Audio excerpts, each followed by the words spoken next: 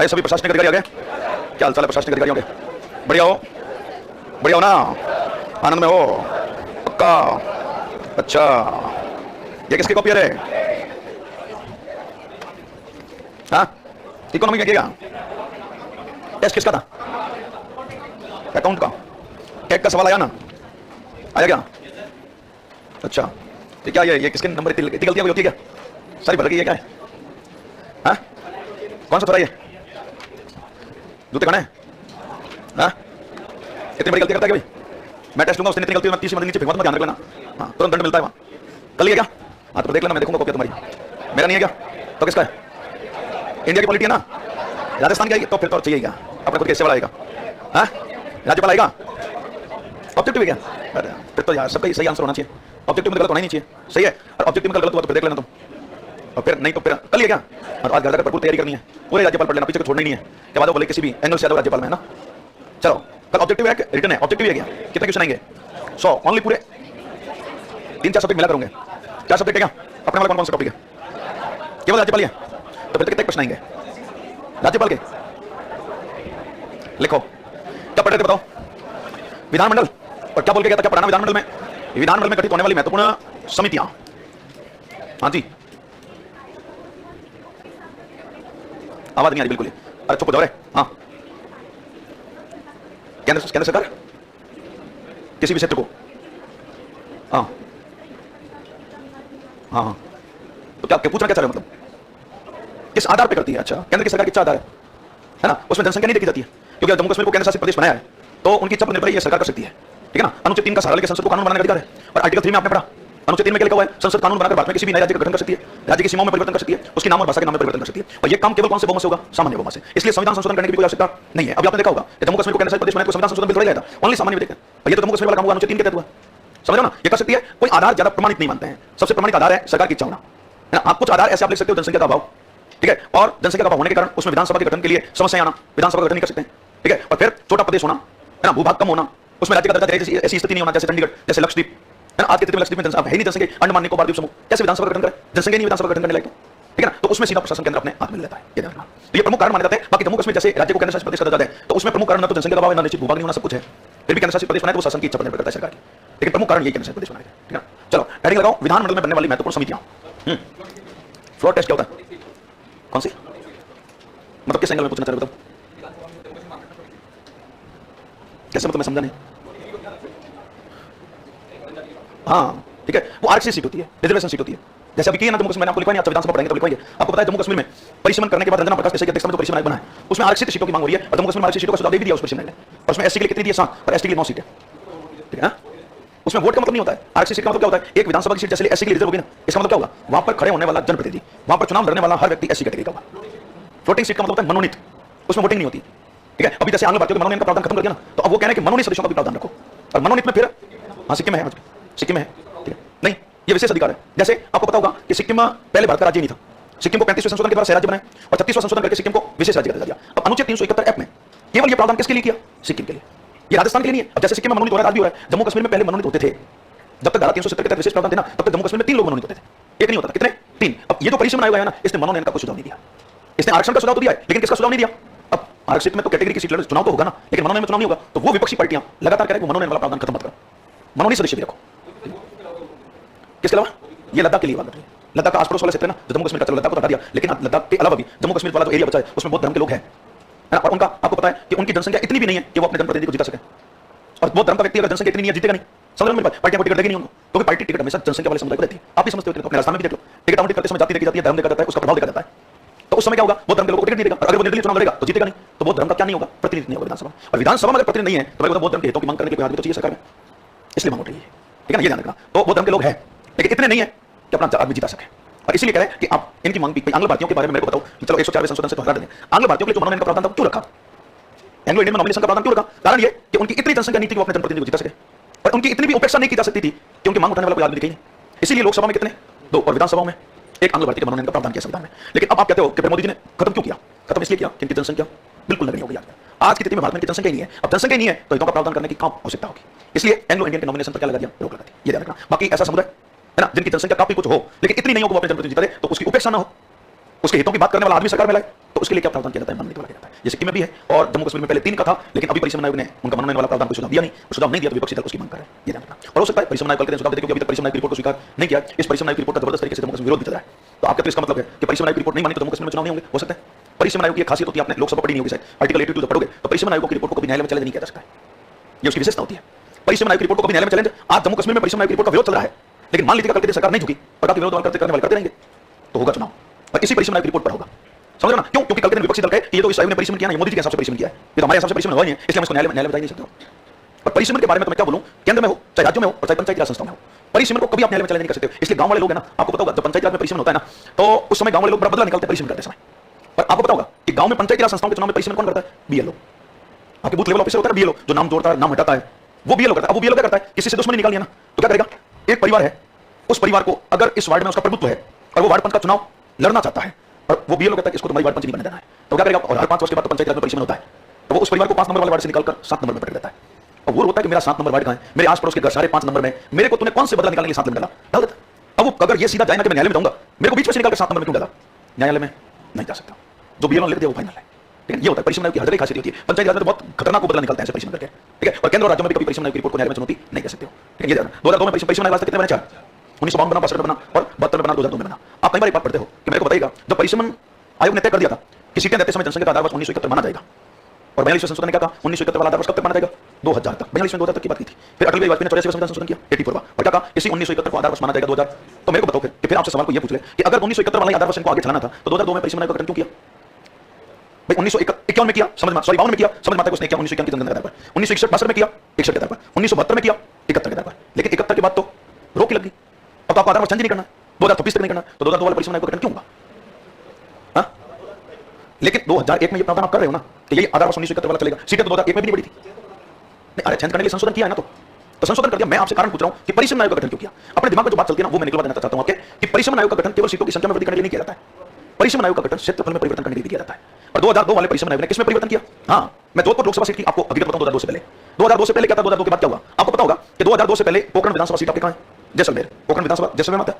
2002 से पहले मेरी पंचायत समिति शेरगढ़, पहले शेरगढ़ लगती थी, अभी वो चेंज भी हो गई, और पोखरण शेरगढ़ पंचायत समिति कहां की थी? जोधपुर की थी। और 2002 से पहले क्या होता था कि लोकसभा के चुनाव के समय शेरगढ़ पंचायत समिति के मतदाता जैसलमेर वार्ड में वाले सांसद को वोट देते थे, जोधपुर वाले को नहीं देते थे। क्यों? क्योंकि परिसीमन में हमको वहां डाल दिया।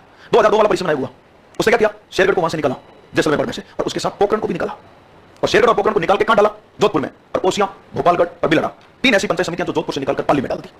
आज आप कई बार देखते होंगे सोशल मीडिया पर कि लोकसभा के चुनाव के समय गजेंद्र सिंह शेखावत चुनाव तो लड़ रहे हैं जोधपुर से और प्रचार करते हैं पोखरण में जाकर, तो आपके दिमाग में कई बार बात पता है ये पागल है क्या? ये चुनाव तो जोधपुर से लड़ रहा है, प्रचार पोखरण में कर रहा है, और पोखरण तो जैसलमेर में आता है, वो पागल नहीं है, क्योंकि पोखरण जोधपुर के नियंत्रण में है। अब मेरे को बताओ कि ओसियां, भोपालगढ़, बिलड़ा वाले का न्यायालय में जा सकते हैं क्या? हम तो जोधपुर के, हमको पाली में क्यों डाला? परिसीमन आयोग की रिपोर्ट को न्यायालय में चैलेंज नहीं किया जा सकता है, ठीक है। हाँ, तो पंचायत समिति तो जोधपुर की है ना, हाँ, दिक्कत नहीं है, लेकिन मतदाता तो कहेंगे ना। मेरे को बताओ, एक पोखरण का मतदाता अपना काम करवाने के लिए जोधपुर आता है लोकसभा से संबंधित, पर एक अगर वो जैसलमेर जाता है तो उसके नजदीक कौन सा मुख्यालय रहेगा? जैसलमेर रहेगा। तो वो बात तो खड़ा कर सकता है ना कि भाई हमको जोधपुर जाना पड़ता है, जब सांसद आता है तो जोधपुर मुख्यालय पे आता है, इसलिए कर सकते हैं, लेकिन जान नहीं सकते हैं, करें क्या? ठीक है, ये सारी बातें तो परिसीमन से संबंधित है। अब सुन लीजिएगा, हम बात कर रहे हैं विधानमंडल में बनने वाली महत्वपूर्ण समितियों पर। अब समितियों में सुन लीजिएगा, आपको 3 ऐसी समितियां बताऊंगा मैं जो बहुत ही ज्यादा पूछी गई समितियां हैं, है ना। और वैसे मैं विधानमंडल में गठित करवा रहा हूं ये कि ये समितियां संसद में बनती है, और संसद में उसको बहुत ज्यादा प्रश्न पूछा जाता है, अक्सर ध्यान रखना। अब वो समितियां कौन सी है जिसमें सबसे महत्वपूर्ण और सबसे ज्यादा पूछी गई समिति आप पढ़ते हो? लोक लेखा समिति। अब आपको पता होगा कि इस लोक लेखा समिति का गठन, लोक लेखा समिति का गठन राज्यों में होता है विधानसभा में, और केंद्र में होता है संसद में। राजस्थान विधानसभा में लोक लेखा समिति बनी हुई पड़ी है, ठीक है, और केंद्र में भी लोक लेखा समिति बनी हुई पड़ी है। अब केंद्र में लोक लेखा समिति बनती है, राज्य में बनती है, लेकिन मैं अभी किसकी बात करूंगा? राज्यों वाली और स्पेशल राजस्थान वाली।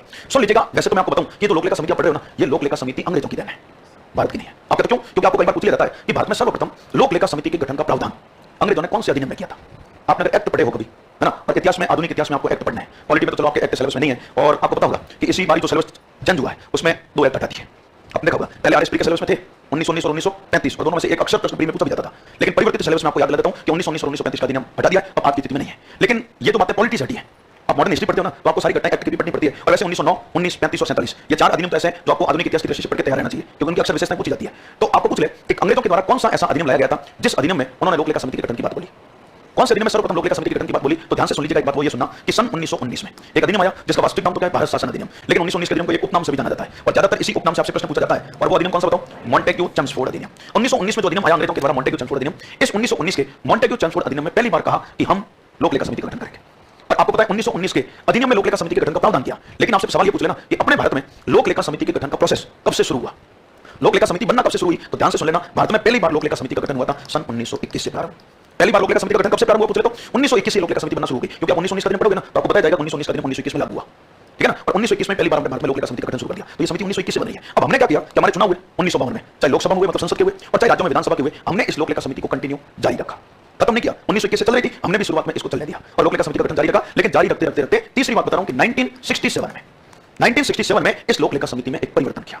इस लोक लेखा समिति में क्या किया? और 1967 यानी 1967 में इस लोक लेखा समिति में परिवर्तन करते हुए कहा कि लोक लेखा समिति जो क्या बनाया जाएगा, अध्यक्ष बनेगा वो मुख्य विपक्षी दल के सदस्य को बनाया जाएगा।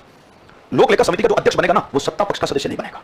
अब तो लोक लेखा समिति के अध्यक्ष मुख्य विपक्षी दल के द्वारा बनाया जाएगा। और अब इसी का रीजन अभी बताऊंगा, मैं आपको अभी बताने वाला हूं कि यहां पर हटा के विपक्ष वाले को अध्यक्ष क्यों बनाना प्रस्तावित किया, कारण बताऊंगा अभी। लेकिन आज की स्थिति में लोक लेखा समिति का अध्यक्ष हमेशा कौन बनता है? विपक्ष का सदस्य बनता है। आज राजस्थान में सरकार कांग्रेस की है तो बीजेपी का बनेगा, केंद्र में सरकार कांग्रेस की है बीजेपी की है तो कांग्रेस का बनेगा, यानी सत्ताधारी पार्टी के सदस्य को इसका अध्यक्ष नहीं बनाया जाएगा। कारण अभी बताने वाला हूं, सुनना। नंबर तीसरी बात, चौथी बात वो क्या है कि आपसे पूछ ले इस लोक लेखा समिति में अध्यक्ष की नियुक्ति कौन करता है? इस लोक लेखा समिति में अध्यक्ष की नियुक्ति कौन करता है? केंद्र में तो लोक लेखा समिति बनती है, उसमें अध्यक्ष की नियुक्ति करता है लोकसभा का अध्यक्ष। कौन करेगा? लेकिन मैं विधानमंडल की बता रहा हूं तो आपको याद रखना है अध्यक्ष की नियुक्ति कौन करता है? विधानसभा का अध्यक्ष। राज्य विधानमंडल में जो लोक लेखा समिति बनती है उसके अध्यक्ष की नियुक्ति कौन करता है? अब बात करूं मैं इस लोक लेखा समिति में सदस्य संख्या की, किसकी बात करूं? अब मेरे को बात बताऊं, मैं तो सदस्य संख्या बता रहा हूं ना, वो राजस्थान में बन रही लोक लेखा समिति की बता रहा हूं। अब एक अंतर है इस सदस्य संख्या में केंद्र और राज्य में। आपके अंतर क्या है? केंद्र में जो लोक लेखा समिति आप पढ़ोगे ना उस लोक लेखा समिति में होते हैं बिल्कुल 22 केंद्र में, और इस 22 में क्या होता है? 15 सदस्य तो आते हैं कहां से बताओ, और 7 आते हैं राज्यसभा से। ये तो है केंद्र की बात। लेकिन आपको वो सवाल पूछ लेना कि राजस्थान में जो लोक लेखा समिति बनती है उसमें सदस्य संख्या कितनी है? 15। राजस्थान में लोक लेखा समिति बनी उसमें सदस्य संख्या कितनी है? और ये 15 के 15 सदस्य राजस्थान की विधानसभा के सदस्य होते हैं। कहां के सदस्य होते हैं? आपके तो राजस्थान में 22 क्यों नहीं रखे जाते हैं? क्योंकि राजस्थान में विधान परिषद नहीं है, है ना। और यहां पर देख लो 22 मेंबर होते हैं, 15 लोकसभा, 7 कहां से आते हैं? अब 7 राज्यसभा केंद्र में है तो 22 है। अब राजस्थान में केवल क्या है? विधानसभा ही, विधान परिषद है ही नहीं, तो विधान परिषद है नहीं तो 7 कहां से लाए? हां, मैं ये तय कर सकता हूं कि जिस दिन राजस्थान में विधान परिषद बन गई उस दिन राजस्थान में भी मेंबर 22 हो जाएंगे। लेकिन आज की स्थिति में आपसे पूछ ले कि राजस्थान में लोक लेखा समिति मेंबर कितने हैं, तो 15 के 15 लोग किसके होते हैं? विधानसभा के सदस्य होते हैं। फिर आपसे पूछा जाता है इस समिति का कार्यकाल, क्या पूछा जाता है दोस्तों? और इस समिति का कार्यकाल पूछ ले तो 1 वर्ष होता है। कार्यकाल कितना होता है? और 1 वर्ष के बाद अध्यक्ष और सदस्य चेंज होते हैं। भले ही आप वापस रिवाइज कर सकते हो, लेकिन आपको एक बार के लिए रिवाइज करना भी जरूरी है। और फिर आपसे पूछ ले एक इसकी और विशेषता है वो क्या है कि इस लोक लेखा समिति में मंत्रियों को शामिल नहीं किया जाएगा। आपके तो मतलब ये तो 15 लोग होते हैं ना, ये केवल विधानसभा के सदस्य होने चाहिए। विधानसभा का ऐसा सदस्य जो क्या बन गया उसको शामिल नहीं किया जाएगा। इसका भी रीजन बताने वाला हूं, इसका भी कारण बताऊंगा कि मंत्रियों को शामिल क्यों नहीं किया जाता है। और अब मेरे को बताओ कि इस लोक लेखा समिति का काम क्या होता है। इसी कार्य से आपको सारी बातें पता लगेगी। क्या पता लगेगी कि लोक लेखा समिति का अध्यक्ष विपक्ष के सदस्य को क्यों बनाया। इसी कार्य से आपको पता लगेगा कि मंत्रियों को शामिल क्यों नहीं किया जाता है। काम क्या है? अभी मैंने पेपर पढ़ते समय आपका कॉपी पढ़ते समय बात की, मैंने कहा कैग आपने पढ़ रखा है, पढ़ा? Controller and auditor general, CAG, जिसको आप हिंदी में कहते हैं नियंत्रक और मालिका परीक्षक, जिसका उल्लेख आपने पढ़ा होगा कहां से कहां तक है? 148 से 151 तक कैग का उल्लेख देखने को मिलता है। आर्टिकल 148 में नियुक्ति है कैग की, ठीक है। अब मेरे को ये बताओ पहले तो कैग का काम क्या होता है, कैग का कार्य क्या होता है। और एक बात आपको और बता देता हूं कि कैग जो है ना वो कैग, जैसे आपने महाधिवक्ता पढ़ा ना, तब मैंने बताया कि राज्यों में होता है महाधिवक्ता, केंद्र में होता है महान्यायवादी। लेकिन महान्यायवादी और महाधिवक्ता राज्यों के केंद्र के अलग होते हैं। लेकिन आपको कैग के बारे में विशेष बता दूं कि ये कैग केंद्र और राज्यों के लिए एक ही होता है। ऐसा मत सोचना कि कैग के जैसा केंद्र में जो कैग होता है वैसा राज्यों में कोई अलग से कैग होगा, नहीं। कैग एकमात्र संस्था है जो केंद्र और राज्यों के लिए काम करती है, और वो एक ही संस्था है जो दोनों के लिए काम करती है ना। और कैग एकमात्र संस्था है, एक पद है, वैसे मैं गलती बोल रहा हूं। कैग क्या है? कैग संस्था एक पद है। आप लिखे होंगे कॉपी में आज की ऐसा लिखा होगा लाइन, और आपने नहीं पूरे करंट की किताब पढ़ोगे तो ये लिखा जाता है वर्तमान में कैग गिरीश चंद्र मुर्मू है, ऐसा लिखा आपने। अब इस लाइन से क्या स्पष्ट होता है बताओ? कैग एक पद है। तो मैं बताऊं आपको पूछ लिया आज की स्थिति में आपने कैग पढ़ा कैग नहीं पढ़ा? तो प्रश्न तो अभी मैंने कैग का देखा, मतलब पॉलिटी में नहीं पढ़ा, कहीं तो पढ़ा होगा, पढ़ा ना? अच्छा इकोनॉमी में नहीं पढ़ा? हाँ तो कोई दिक्कत नहीं। अरे तो नहीं पढ़ा तो मना करता हूं, मैं बता देता हूं। चलो हाँ, यूं नहीं कभी आप कह दोगे डरते हमें अगर पढ़ने का कहते तो पता नहीं क्या बोलेगा। मैं कुछ नहीं बोलूंगा, याद रखना कैग एक पद नहीं, कैग एक संस्था है। आज की स्थिति में कैग को पद नहीं कहना है, क्या है? और तो आप कहते हो फिर ये लाइन जो है ना, ये लाइन बिल्कुल गलत लिखी जा रही है। मैं कह रहा हूं ये तो अपने को लाइन लिखी जाती है वर्तमान में कैग गिरीश चंद्र मुर्मू, लाइन गलत है। लाइन वास्तविक रूप से लिखनी चाहिए वर्तमान कैग में अध्यक्ष गिरीश चंद्र मुर्मू है। तो आप कहते हैं लिखी क्यों जाती है? कैग स्थापना से लेकर आज तक एक सदस्य है। कैग स्थापना से लेकर आज तक केवल कितने सदस्य? कैग को बेचारा कभी वो सदस्य बनाए नहीं, और वो सदस्य नहीं बना, इसलिए आज भी हम कैग को किस नाम से जानते हैं? पद के नाम से जानते हैं। बाकी वास्तव में जानते हैं पद के नाम से है क्या? ये संस्था। और 2010 में आपको पता होगा 2010 में भारत में घोटाला हुआ जिसका नाम आपने पढ़ा होगा 2G स्पेक्ट्रम घोटाला, पढ़ा था। और 2G स्पेक्ट्रम घोटाले की जांच के लिए 2010 में कमेटी बनी जिसका नाम था सुंगलू समिति। उस सुंगलू समिति ने एक सुझाव दिया था कैग के बारे में, और क्या सुझाव दिया था? कैग को बहुसंख्यक बनाया जाए। कैग को क्या बनाया जाए? लेकिन नहीं माना, और नहीं माना तो आज भी कैग केवल कितने सदस्य है? एक सदस्य होने के कारण इसको पद के नाम से जानते हैं। बाकी वास्तव में पूछ लेना अपने को तो लिखते समय भी लिखना कैग नामक संस्था, ये सब उचित शब्द रहेगा, है ना, क्योंकि अपने को लिखने का भी काम पड़ेगा, क्योंकि अपना सपना बहुत बड़ा है तो लिखने का काम तो पड़ेगा, ठीक है ना। तो उस समय याद रख लेना इस बात को। तो मेरे को बताओ कैग का काम क्या होता है? मैंने आपको बताया केंद्र और राज्यों के लिए एक ही कैग काम करता है। तो कैग का काम अब आपको पता है कैग के कामों में भी अंतर आया है, वास्तविक रूप से तो कैग के कामों में भी अंतर आया है। और कब से कब तक काम कैसा था उसके बाद क्या अंतर आया आपको पता होगा। 1952 से लेकर 1976 तक, 1952 से लेकर 1996 तक तो कैग का काम क्या था? केंद्र और राज्य की सरकारों के द्वारा किए गए खर्चों की ऑडिटिंग और अकाउंटिंग दोनों ही काम करना। कैग का काम क्या था? 1952 से लेकर 1976 तक केंद्र और राज्य दोनों के लिए क्या था? केंद्र की सरकार के द्वारा किए गए खर्चों की भी और राज्य की सरकार के द्वारा किए गए खर्चों की भी ऑडिटिंग और अकाउंटिंग दोनों ही काम करता था। तो 1976 में क्या हुआ? 1976 में कैग से केंद्र का एक काम छीन लिया। केंद्र का छीना, राज्यों का नहीं छीना, ध्यान से सुन लेना। और मैं तो राज्यों की बात कर रहा हूं, लेकिन आपको याद दिला देता हूं कि केंद्र का एक कैग से काम छीना और 1976 में एक पद की स्थापना हुई। ये पद है और वो है सीजीए, है ना, और जिसको आप हिंदी में कहते हो महालेखाकार। ये सीजीए पद 1976 में सब ये संवैधानिक पद नहीं है, इसका संविधान में कोई उल्लेख नहीं है। और इस सीजीए को 1976 में केंद्र के एक काम दे दिया, कैग से छीनकर। और केंद्र का कौन सा काम दिया सीजीए को? ऑडिटिंग वाला, अकाउंटिंग वाला। कौन सा काम दिया? अकाउंटिंग वाला। कौन सा काम दिया?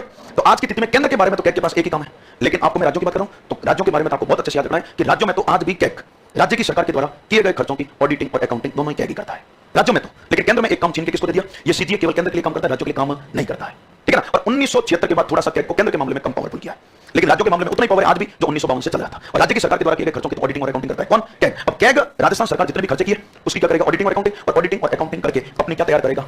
और ये रिपोर्ट अगर राजस्थान की तैयार की है ना कैग ने, तो अब क्या करेगा? ये इस कैग की रिपोर्ट को राजस्थान के विधानमंडल में रखा जाएगा।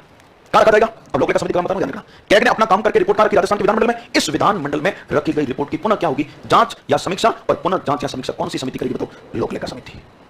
कैग ने तो राज्य की सरकार के द्वारा किए गए खर्चों की ऑडिटिंग और अकाउंटिंग करके राजस्थान के विधानमंडल में रिपोर्ट रखी है, उस कैग के द्वारा रखी गई रिपोर्ट की पुनः क्या होगी? जांच। और पुनः जांच कौन सी समिति करेगी? लोक लेखा समिति। तो आपसे पूछ ले, लोक लेखा समिति का काम क्या होगा? कैग के द्वारा विधानमंडल में रखी गई रिपोर्ट की जांच या समीक्षा करना। आपको केंद्र के बारे में पूछ लिया है, और वो क्या पूछा? कैग के द्वारा रखी गई रिपोर्ट की जांच कौन सी समिति करती है? वो समिति लोक लेखा। ऐसा सवाल आपसे पूछ लिया वैकल्पिक वाला। लेकिन अब आप ध्यान से सुनना मेरी बात है कि कैग के कार्य तो आपको, लोक लेखा समिति के कार्य तो आपको समझ में आए। क्या समझ में आए? लोक लेखा समिति कैग के द्वारा विधानमंडल में रखी गई रिपोर्ट की क्या करता है? जांच करता है। अब दो कारण सुनना जो मैं आपको बताता हूं, मैंने कार्यों से आपको समझ में आएगा। और क्या समझ में आएगा? कि इसका अध्यक्ष विपक्ष वाले को बनाया। अब मेरे को एक बात बताओ, आप ध्यान से सुनना, मैं कैग पढ़ा नहीं रहा हूं, लेकिन इसका दोनों की बातों का कारण बता रहा हूं। कैग की नियुक्ति कौन करता है? राष्ट्रपति करता है। किसकी सिफारिश पर करता है?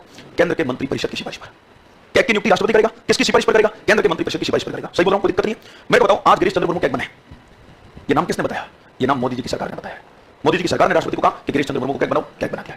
अब मेरे को यह बताओ आप कि मोदी जी खुद या मोदी जी का कोई भी मंत्री क्या करेगा? घोटाला करेगा मान लो, तो उसकी जांच कौन करेगा? गिरीश चंद्र मुर्मू करेगा। और गिरीश चंद्र मुर्मू को कैग किसने बनाया? मोदी जी ने। घोटाला मोदी जी का कोई मंत्री कर रहा है, और वो कैग तो शुद्ध सरकारी आदमी कह सकता हूं मैं, सही नहीं है? कैग किसका आदमी होता है? सरकार का, क्योंकि उसको कैग बनाया किसने? सरकार ने। तो आपसे पहला क्वेश्चन तो ये पूछ ले, मेरे को बताओ, थोड़ी बहुत बुद्धि लगा देना, आपके समझ में आएगा। आपको कोई पूछ ले कि कैग सरकार का आदमी होकर भी सरकार के घोटाले क्यों उजागर करता है? मैं गारंटी ले रहा हूं कि आज अगर मोदी जी का कोई मंत्री घोटाला करे तो उसका उजागर गिरीश चंद्र मुर्मू करेगा। क्यों?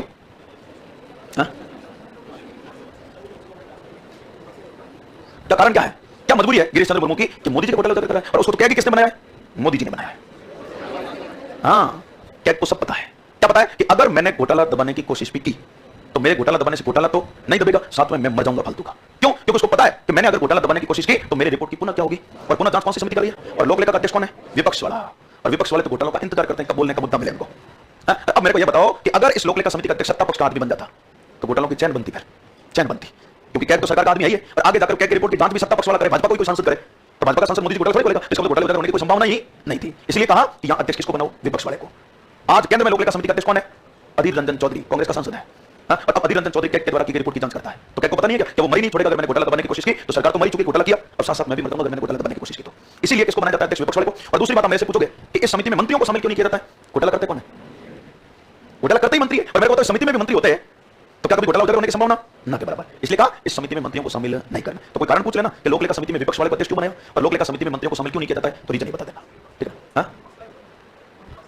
हाँ, इस कारण भी नहीं, कारण वही, घोटाला भी वही करता है और है भी सत्ता पक्ष का। लेकिन याद रखना एक बात और आपको बता देता हूं इसी लाइन से, आज राजस्थान में लोक लेखा समिति में 15 मेंबर है और केंद्र में लोक लेखा समिति में 22 मेंबर है। मैं कह रहा हूं अध्यक्ष विपक्ष वाला होना अनिवार्य है, लेकिन ये आपकी बहुत बड़ी गलत है। ये मत समझना कि सारे सदस्य विपक्ष के होते हैं, सारे सदस्य विपक्ष के नहीं होते हैं। हाँ, सदस्य तो सत्ता पक्ष के भी है। आप कहते हो कितने लोग विपक्ष के होंगे, कितने सत्ता पक्ष के होंगे, ये भी बोलोगे आप मेरे से? अब मेरे को बताओ कितने विपक्ष के होंगे, कितने सत्ता पक्ष के होंगे, खुद ही तय कर देना। मेरे को बताओ राजस्थान में लोक लेखा समिति में कितने लोग लेने? 15 लोग लेने। कितनों पर लेने? राजस्थान की विधानसभा में 200 है ना, 200 पर 15 लेने। तो मेरे को बताओ एक सदस्य कितने सदस्यों पर आएगा?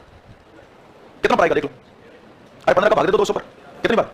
13 पर एक आएगा। अब मेरे को बताओ कांग्रेस के पास सीटें 108 है, 108 सीटें, तो 13 पर एक आएगा, तो देख लो कांग्रेस के कितने आएंगे। बीजेपी वालों के पास सीटें 71 है, तो 13 पर एक आएगा, तो बीजेपी के भी तो आएंगे ना। मतलब ये संतुलित भाव देखा जाता है इसमें सदस्यों को देने का।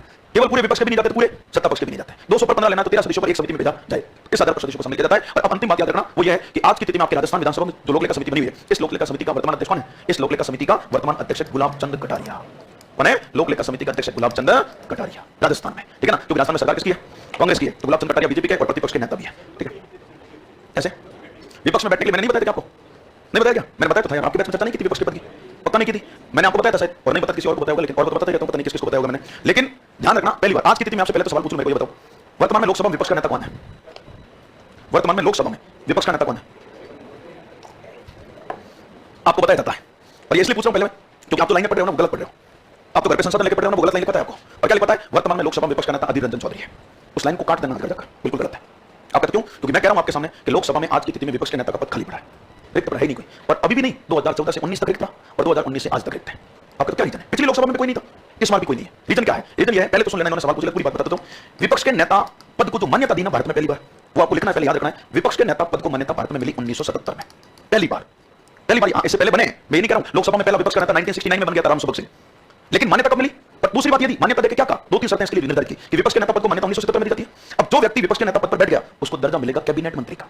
सुविधा और दी है, भले विपक्ष के नेता पद पर बैठा है, लेकिन सुविधा किसकी मिलेगी? आज आपके राजस्थान की विधानसभा विपक्ष नेता गुलाबचंद कटारिया है, लेकिन गुलाबचंद कटारिया की औकात राजस्थान सरकार में कैबिनेट मंत्री का बराबर है। उसको वेतन, भत्ते, सुख सुविधाएं सारी कौन से मंत्री की मिल रही है? कैबिनेट मंत्री की। और तीसरी बात, एक शर्त और रखी जो इन्होंने पूछी मेरे से, वो सुनना कि विपक्ष के नेता के पद को प्राप्त करने के लिए, किसी भी दल को कौन से नेता का पद प्राप्त करना है? विपक्ष के नेता पद को प्राप्त करना है ना, तो उस दल को उस विधानसभा या लोकसभा की कुल सीटों का कितने प्रतिशत? 10% सीटें जीतना जरूरी है। अगर आपके पास कुल सदस्य संख्या का 10% सीटें नहीं है, आप विपक्ष के नेता पद को हासिल करने लायक नहीं हो। पद खाली रहेगा, 10% नहीं।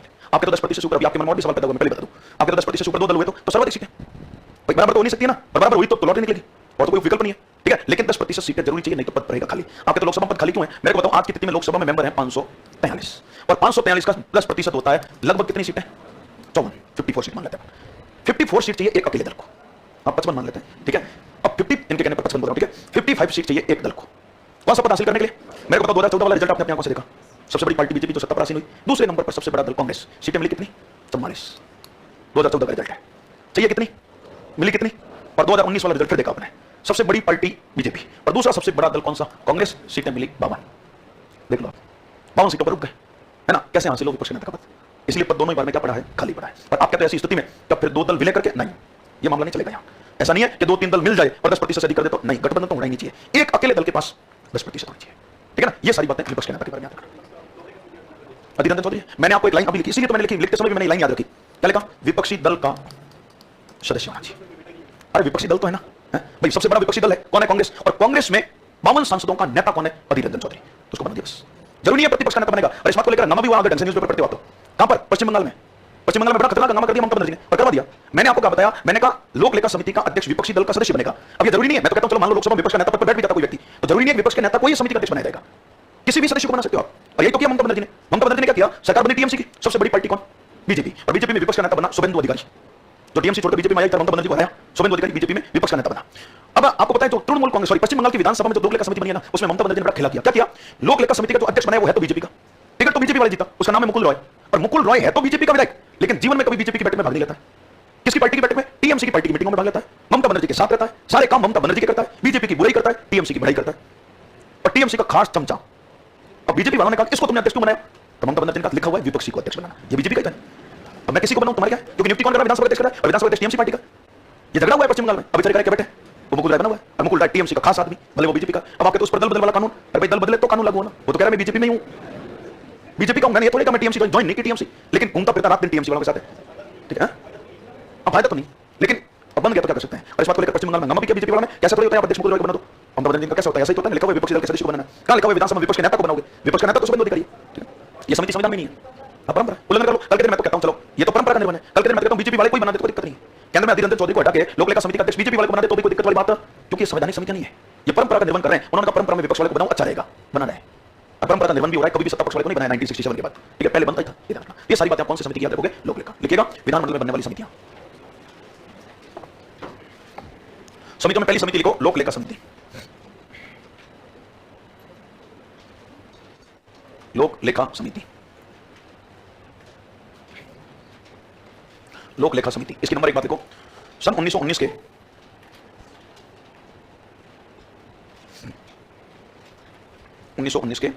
मॉन्टेग्यू चेम्सफोर्ड अधिनियम में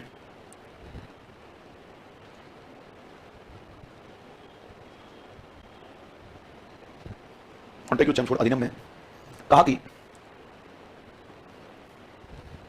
कि लोक लेखा समिति का गठन किया जाएगा।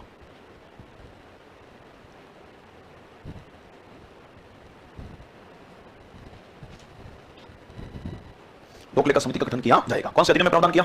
1919। नंबर दूसरी बात लिखो, वो लिखना क्या लिखोगे? इस समिति का गठन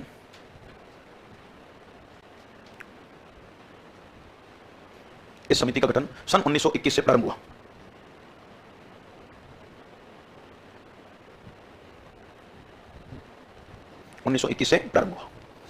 नेक्स्ट लिखो अगली बात, इस समिति की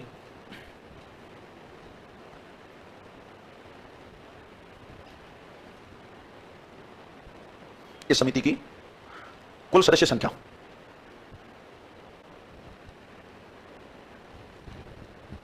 कुल सदस्य संख्या लिख दो। राजस्थान में 15, राजस्थान में कितने? 15। अब मैंने कहा मैं राजस्थान की पढ़ा रहा हूं इसलिए 15 लिख रहा हूं। संसद में आपको पढ़ाया जाएगा तो कितनी लिखी जाएगी? 22, ठीक है ना। लिख दो सभी सदस्य, सभी सदस्य राजस्थान विधानसभा के सदस्य।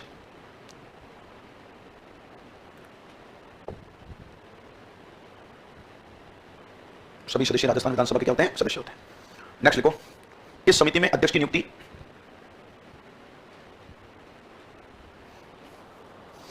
इस समिति में अध्यक्ष की नियुक्ति कौन करता? बताओ। विधानसभा का अध्यक्ष करता है।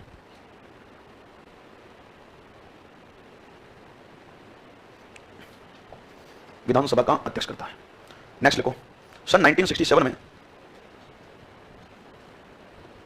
1967 में यह तय किया गया कि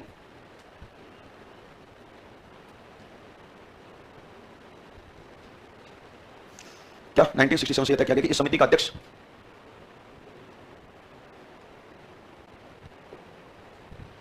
इस समिति का अध्यक्ष कौन होगा? विपक्ष के सदस्य को बनाया जाएगा।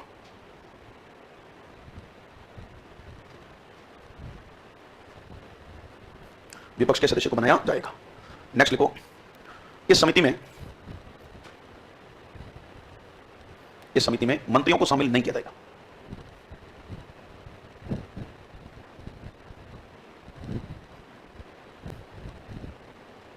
मंत्रियों को शामिल नहीं किया जाएगा। फिर लिखो, इस समिति का कार्यकाल 1 वर्ष।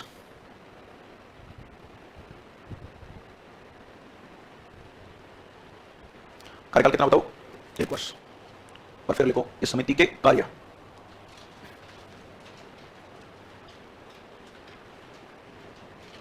कार्य क्या लिखोगे बताओ?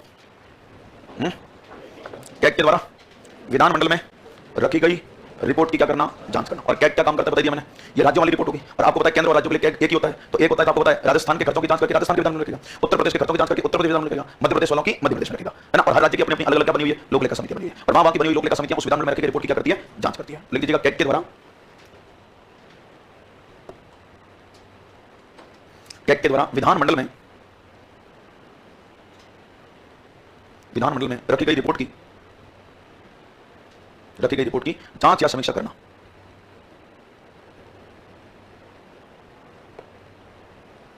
रखी गई रिपोर्ट की क्या करना? जांच या समीक्षा करना। इसका काम होता है। इसलिए आपको पता है कैग और लोक लेखा को एक दूसरे का क्या कहता है बताओ? कैग और लोक लेखा को एक दूसरे का मित्र, मार्गदर्शक और दार्शनिक कहा जाता है, ठीक है ना। क्योंकि एक दूसरे का काम एक दूसरे पर निर्भर है, ठीक है। ये ध्यान रखना। लिखेगा लाइन बदल के। राजस्थान में इस समिति का अध्यक्ष,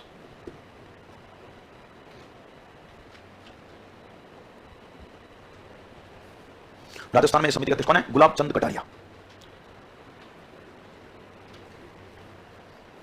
गुलाब चंद कटारिया। और केंद्र में कौन है?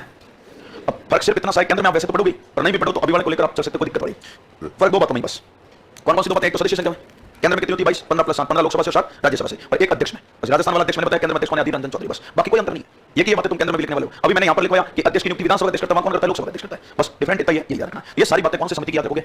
लोक लेखा समिति की। अब देखिएगा, अगली एक समिति होती है अत्यंत महत्वपूर्ण, वो भी अक्सर पूछी जाती है आपसे। और वो समिति कौन सी होती है बताओ? वो होती है प्राक्कलन व अनुमान समिति। अब एक अंतर और याद रखना प्राक्कलन और अनुमान में भी। अब ध्यान रखिएगा, आपके राजस्थान की विधानसभा में क्या? राजस्थान की विधानसभा में प्राक्कलन और अनुमान समितियां बनती हैं दो। एक तो बनती है क और एक बनती है ख, यानी ए और बी। याद रखना, संसद में आप जो प्राक्कलन और अनुमान समिति पढ़ोगे ना, वो एक ही है। संसद में प्राक्कलन और अनुमान समिति कितनी है? एक। और राजस्थान में है 2। संसद में आपके प्राक्कलन अनुमान क और ख नहीं देखने को मिलेगी, है ना। संसद में केवल एक ही प्राक्कलन और अनुमान समिति देखने को मिलेगी। लेकिन राजस्थान में प्राक्कलन और अनुमान समिति कितने टुकड़ों में बांटी इन्होंने? 2। प्राक्कलन क भी बनती है और प्राक्कलन ख भी बनती है। क्लियर? पहली बात। दूसरी बात, बाकी संरचना दोनों की एक जैसी, बस यहां पर भी फर्क आएगा तो केवल सदस्य संख्या में आएगा। प्राक्कलन और अनुमान समिति में राज्य और केंद्र में फर्क सिर्फ किसमें आएगा? सदस्य संख्या में आएगा। बाकी संरचना वैसे की वैसी है। तो अब याद रखना, यहां पर भी वो क्या याद रखना? वो ये याद रखना कि प्राक्कलन क और प्राक्कलन ख में अलग अलग नहीं पढ़ूंगा, बस अलग अलग एक ही बात लिखूंगा। अध्यक्ष दोनों के अलग अलग है। प्राक्कलन क का अध्यक्ष अलग है, प्राक्कलन ख का अध्यक्ष है। बाकी संरचना में प्राक्कलन क की लिखूंगा, और वो हूबहू संरचना किसमें माननी है आपको? प्राक्कलन ख में। बाकी दोनों में एक भी बात अंतर नहीं, अंतर सिर्फ किसका आएगा? अध्यक्ष का आएगा, ठीक है। अब प्राक्कलन और अनुमान समितियों का गठन प्रारंभ कब से हुआ? ध्यान से सुन लीजिएगा। ये जो प्राक्कलन और अनुमान समितियां के बनने लगी है ना, वो भारत में गठित होने लगी 1950 से। इन समितियों का क्या हुआ? गठन प्रारंभ हुआ। प्राक्कलन और अनुमान समिति का गठन कब से प्रारंभ हुआ? सन 1950 से प्राक्कलन और अनुमान समिति बनना क्या हो गई? शुरू हो गई 1950 से निर्मित प्रारंभ हुई, 1950 से बन रही। नंबर दूसरी बात, इस समिति की जो टोटल सदस्य संख्या है, कितनी सदस्य संख्या है? वो राजस्थान में कितनी है बताओ? 15। अब आपके तो इसका मतलब प्राक्कलन क में भी 15 और प्राक्कलन ख में भी 15? बिल्कुल यस। प्राक्कलन क में भी 15 लोग होते हैं, प्राक्कलन ख में 15। अब आपको पता है ये सारे के सारे कौन होते हैं? राजस्थान की विधानसभा के सदस्य होते हैं। अब एक बात और सुनना, वो ये है कि केंद्र में जो प्राक्कलन और अनुमान समिति बनती है ना, उसमें मेंबर होते हैं 30, और 30 के 30 सदस्य कौन से सदन के होते हैं? अब आपके दिमाग में एक सवाल तो पैदा होगा कि आपने लोक लेखा में तो अंतर इसलिए करवाया हमसे कि भाई रोज लोक लेखा में राजस्थान में 15 क्यों है कि राजस्थान में विधान परिषद नहीं है, क्योंकि केंद्र में 15 लोकसभा से और 7 राज्यसभा से लेते हैं ना, इसलिए 7 राज्यसभा से लेते हैं, हमारा राज्यसभा है और राजस्थान में नहीं है, इसलिए हमने 15 लिया। आपके तो केंद्र में जो लोक लेखा समिति बनी हुई है उसमें 30 मेंबर होते हैं, और मैं आगे लिख भी रहा हूं ये कि 30 के 30 कौन से सदन के सदस्य होते हैं? लोकसभा के। तो आपके तो राजस्थान में विधानसभा तो है ना, फिर 30 रखो ना, यहां पर 15 क्यों रख रहे हो? और यहां पर 15 रख रहे हो, क्या अंतर बताओगे हमको 15 रखने का? अंतर यह है कि राजस्थान में प्राक्कलन को 2 टुकड़ों में बांट दिया। राजस्थान में हमने प्राक्कलन को कितने भागों में बांट दिया? हाँ, बाकी राजस्थान में अगर प्राक्कलन समिति एक बनती ना तो हम भी कितने मेंबर रख लेते, लेकिन अपने प्राक्कलन क भी बनाई और प्राक्कलन ख भी बनाई, और क में भी 15 सदस्य और ख में भी 15 सदस्य, दोनों को मिलाएंगे तो हो जाएंगे कितने? 30। और संसद में कई बार पूछा भी जाता है समिति के बारे में कि संसद की सबसे बड़ी समिति कौन सी है? प्राक्कलन अनुमान। संसद की सबसे बड़ी समिति है प्राक्कलन अनुमान, क्योंकि 30 मेंबर इसी समिति में ध्यान रखना, ठीक है? तो इसमें राजस्थान में 2 बनने के कारण आपको याद रखना है कि राजस्थान में प्राक्कलन क में भी 15 लोग होते हैं और प्राक्कलन ख में भी 15 लोग होते हैं। क्लियर? नंबर तीसरी बात, इस समिति में भी शर्त इन्होंने ये रखी है कि मंत्रियों को शामिल नहीं किया जाएगा। इसको शामिल नहीं किया जाएगा, आपके तो क्यों अभी रीजन बताऊंगा मंत्रियों को शामिल क्यों नहीं करते हैं। और फिर आपसे पूछ ले कि इस समिति का कार्यकाल कितना होता है? कार्यकाल भाई कितना? 1 वर्ष होता है। इस समिति का राजस्थान में भी कार्यकाल कितना होता है? 1 वर्ष होता है। पर अब आपसे मैं पूछ लूं कि प्राक्कलन और अनुमान समिति का कार्य क्या होता है? प्राक्कलन और अनुमान समिति का कार्य क्या होता है? ठीक है ना? Very good. प्राक्कलन और अनुमान समिति का काम क्या होता है? प्राक्कलन और अनुमान समिति का काम होता है कि जैसे ही राजस्थान की विधानसभा में क्या रखा जाएगा, आपको पता है बजट रखेगा सरकार, और जैसे ही सरकार बजट रखेगी तो राजस्थान सरकार के पास जितने भी क्या है विभाग है, ये विभाग सारे के सारे अगले वित्त वर्ष का खर्चा चलाने की क्या रख लेते हैं? मां। अब जैसे सरकार बजट पेश करेगी, बजट पेश करते ही राजस्थान सरकार के जितने भी विभाग है वो सारे के सारे विभाग अगले वित्त वर्ष का खर्चा चलाने की अपनी अपनी क्या रख लेंगे? मांग रख लेंगे। अब आपको भली बात पता होगा कि सरकार कभी भी इन विभागों को मांगी गई राशि के अनुरूप में पैसे नहीं देती है। ऐसा थोड़ी होता है शिक्षा विभाग आया और कह दिया कि 85 करोड़ रुपए की एडजस्ट कर लो अगले वित्त वर्ष करती है ना, चिकित्सा मंत्रालय आया कह दिया 100 करोड़ रुपए दे दो, ऊर्जा मंत्रालय आया 60 करोड़ रुपए दे दो, ये विभाग तो अपनी अपनी मांग रख लेते हैं, लेकिन सरकार कभी भी इनको रखी गई मांगों के अनुरूप में पैसे नहीं देती है। सरकार इनके द्वारा रखी गई मांगों की क्या करवाती है? जांच। जो भी बजट में विभाग अगले वित्त वर्ष का खर्चा चलाने की मांग रखते हैं, ये समितियां क्या करती है? उन विभाग में बजट में विभागों के द्वारा रखे गए मांगों की क्या करती है? जांच करती है। तो आप इस समिति का काम क्या पढ़ोगे कि विभागों के द्वारा बजट में रखे गए मांगों की क्या करना? जांच या समीक्षा करना। और इस समिति की खास विशेषता और भी है, और वो इस समिति की खास विशेषता क्या है कि ये समिति हमेशा ही इन रखे गए मांगों में क्या करती है?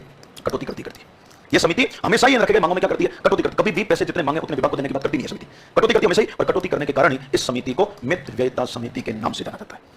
इस समिति को कौन सी समिति के नाम से जाना जाता है? मितव्ययता। मितव्ययता का मतलब कम खर्चालू। मितव्ययी हिंदी में शब्द पढ़ते हो ना, मितव्ययी यानी कम खर्चालू, ठीक है? इसलिए इसको मितव्ययता समिति कहा जाता है कि समिति हमेशा इन रखे गए मांगों में क्या करती है? कटौती करती है। ये इस समिति का काम होता है, ठीक है ना? और आपको पता होगा कि संसद में आप समितियां पढ़ने वाले हो। अब एक काम और आपको करना पड़ेगा, मैं नहीं करवा रहा हूं लेकिन मैं कह रहा हूं, क्योंकि कुछ आरएस में हमेशा विद्यार्थी को मेहनत करते रहना चाहिए, और आरएस वाले विद्यार्थी तो जितने ज्यादा मेहनत करेंगे उतनी ज्यादा सफलता नजदीक आएगी आपके। और वो काम आपको करना पड़ेगा। अगर आपने से शायद मैंने पिछले आरएस में देखा, पिछले में देखा शायद, मेरे को लग रहा है 2021 वाला पेपर भी देखना, उससे सवाल पूछ लिया है और प्रश्न क्या पूछा? प्राक्कलन का समिति के नियंत्रण में कौन सा विभाग नहीं आता है? पर प्राक्कलन ख के नियंत्रण में कौन सा? प्राक्कलन ख का पूछा नहीं, लेकिन पूछ लिया ऐसा प्राक्कलन क वाला।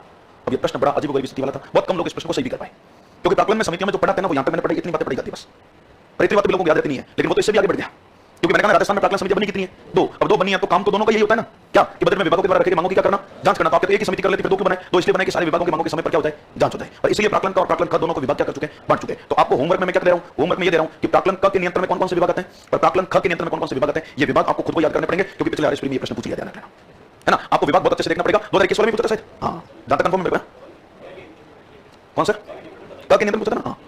हां वही तो कह रहा हूं ना, क के नियंत्रण में कौन सा विभाग नहीं है। अब मेरे को बताओ ये प्रश्न का जवाब कब दे पाओगे आप? जब आपको क वाले विभाग भी याद होंगे और ख वाले विभाग भी याद होंगे। क वाला तो पूछ लिया मैंने कहा है ना, और हो सकता है ख वाला पूछ ले, लेकिन अपने को पूछे नहीं पूछे पहले से ढंग से तैयार रखना है। तो प्राक्कलन क और प्राक्कलन ख के नियंत्रण में आने वाले सारे विभागों के नाम याद रखना है। और अब आज की स्थिति में आपसे पूछ ले कि आपके राजस्थान में जो प्राक्कलन क समिति बन रही है, उस प्राक्कलन क समिति का अध्यक्ष अभी 1 महीने पहले नया बना है। ये राजस्थान में 1 महीने पहले नवीनतम अध्यक्ष लिखवा रहा हूं, आपको ध्यान रखना। गुलाब चंद कटारिया को इन्होंने रिवाइज किया है, ठीक है ना? हाँ, और राजस्थान में प्राक्कलन क समिति का अध्यक्ष बनाया राजेंद्र पारीक को। इसको बनाया बताओ? राजेंद्र पारीक। और मेरे को बताओ राजस्थान में प्राक्कलन ख का अध्यक्ष कौन बना? हाँ इमरान चौधरी नहीं, हाँ ठीक है। राजस्थान में प्राक्कलन क समिति का अध्यक्ष बनाए दयाराम परमार, ठीक है? दयाराम परमार आपके राजस्थान में प्राक्कलन ख समिति के अध्यक्ष बने, ठीक है? इमरान चौधरी भी पहले अध्यक्ष थे, लेकिन मंत्री बनने के बाद हट गए, ठीक है? इमरान चौधरी अध्यक्ष बनाए गए थे, और इमरान चौधरी ने इस बात पर नाराजगी भी व्यक्त की, क्योंकि उनका उस इस्तीफा उस समय पड़ा था। इस्तीफा देते बीच में इमरान चौधरी आपको पता ही विधानसभा के सदस्य से मंत्री नहीं बनाने के चक्कर में फिर मंत्री बना दिया, तो इस्तीफा वापस ले लिया। वैसे विधानसभा अध्यक्ष की बड़ी बलियारी रही, उन्होंने इस्तीफा स्वीकार नहीं किया। अगर स्वीकार करते तो विदाई की जाती है ना, मंत्री बनने के चक्कर में विदाई चली जाती, लेकिन उनकी नाराजगी थी इसलिए भेजा था इस्तीफा, ठीक है? इस्तीफा तो आपने देखा होगा कि युवा विधायक ने भी भेज दिया था बीच में, ठीक है ना? हाँ, युवा विधायक आपको गणेश कोबरा, जिन्होंने भी कहा इस्तीफा देते हैं, मेरा अधिकारी मानते नहीं है, ठीक है? ये कांग्रेस में बड़ी समस्या है सबकी, ठीक है ना? क्या अधिकारी नहीं सुनते हैं, मतलब कोई किसी को मानते नहीं अधिकारी, मंत्रियों के भी नहीं सुनते अधिकारी, सिर्फ अशोक गहलोत की सुनते हैं वो तो, ठीक है ना? इस बड़े परेशान थे तो दोनों लोगों ने इस्तीफा भी दिया बीच में, लेकिन दोनों के इस्तीफे स्वीकार नहीं हुए। तो आपको प्राक्कलन क और प्राक्कलन ख दोनों के विभाग बहुत अच्छे से याद करना है। लिखेगा प्राक्कलन व अनुमान समिति का, प्राक्कलन व अनुमान समिति का, हाँ प्राक्कलन व अनुमान समिति का लिखो। इन समितियों का गठन या इस समिति का गठन सीधे लिख दो। इस समिति का गठन सन 1950 से प्रारंभ हुआ।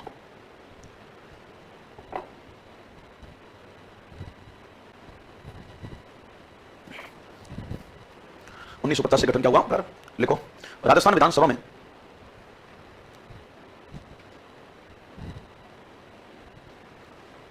राजस्थान विधानसभा में प्राक्कलन क में 15 सदस्य। प्राक्कलन क में कितने सदस्य हैं? 15 सदस्य। लिखो सभी राजस्थान की विधानसभा के सदस्य।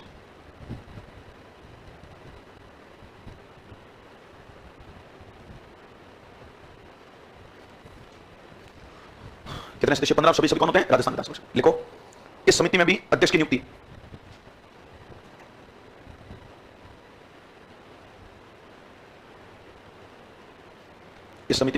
कौन करता है? विधानसभा अध्यक्ष ही करता है।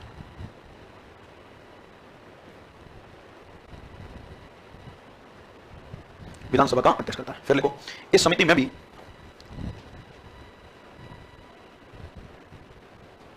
भी मंत्रियों को शामिल नहीं किया जाता है।